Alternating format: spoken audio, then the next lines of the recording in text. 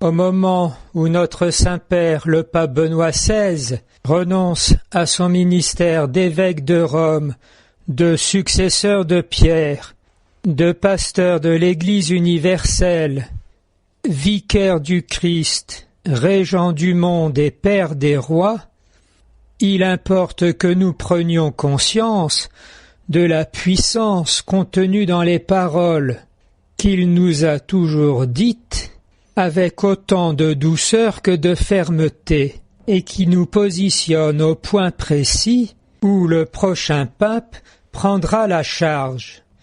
Nous lisons au numéro 6 de son message pour la journée mondiale de la paix le 1er janvier 2013, « Personne ne peut ignorer ou sous-évaluer le rôle décisif de la famille, cellule de base de la société, du point de vue démographique, éthique, pédagogique, économique et politique.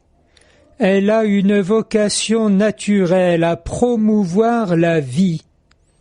Elle accompagne les personnes dans leur croissance et les incite au développement mutuel par l'entraide réciproque.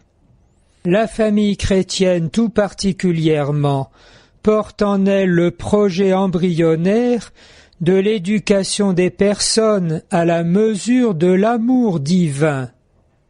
Il faut protéger le droit des parents et leur rôle premier dans l'éducation des enfants, tout d'abord dans le domaine moral et religieux.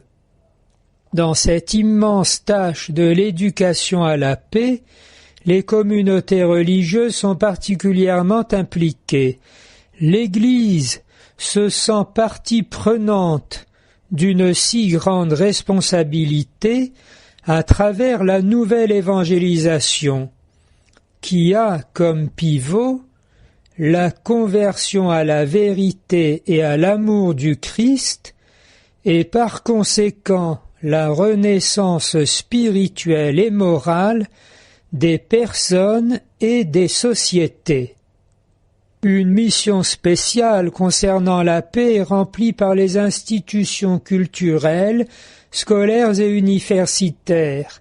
Elles peuvent aussi contribuer à une réflexion scientifique qui enracine les activités économiques et financières dans un solide fondement anthropologique et éthique.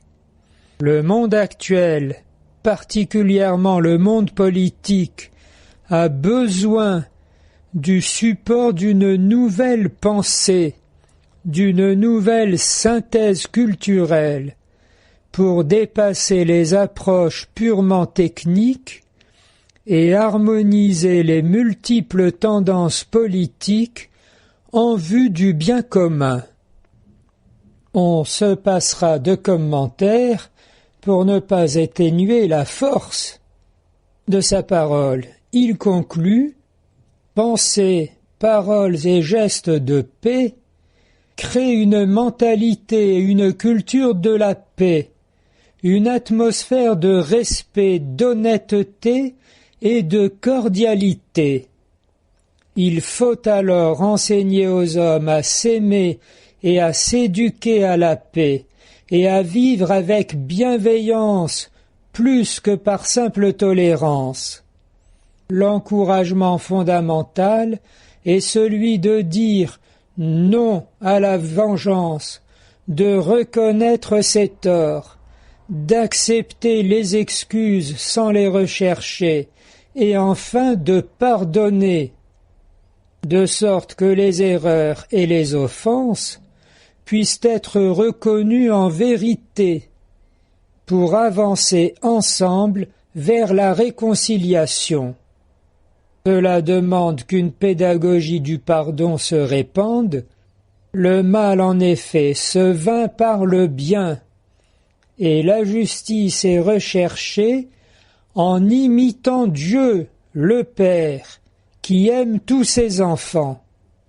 il convient de renoncer à la fausse paix que promettent les idoles de ce monde et aux dangers qui l'accompagnent, à cette fausse paix qui rend les consciences toujours plus insensibles, qui porte au repliement sur soi, à une existence atrophiée, vécue dans l'indifférence.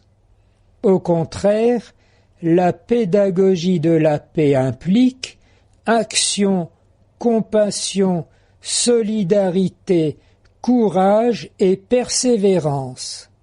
Et les derniers mots de Benoît XVI seront pour la prière. Jésus incarne l'ensemble de ses attitudes dans son existence, jusqu'au don total de lui-même, jusqu'à perdre sa vie.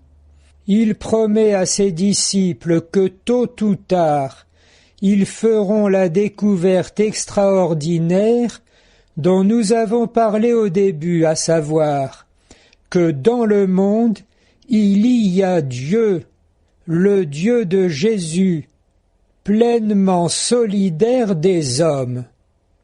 Dans ce contexte, je voudrais rappeler la prière par laquelle nous demandons à Dieu de faire de nous des instruments de sa paix, pour porter son amour là où il y a la haine, son pardon là où il y a l'offense, la vraie foi là où il y a le doute.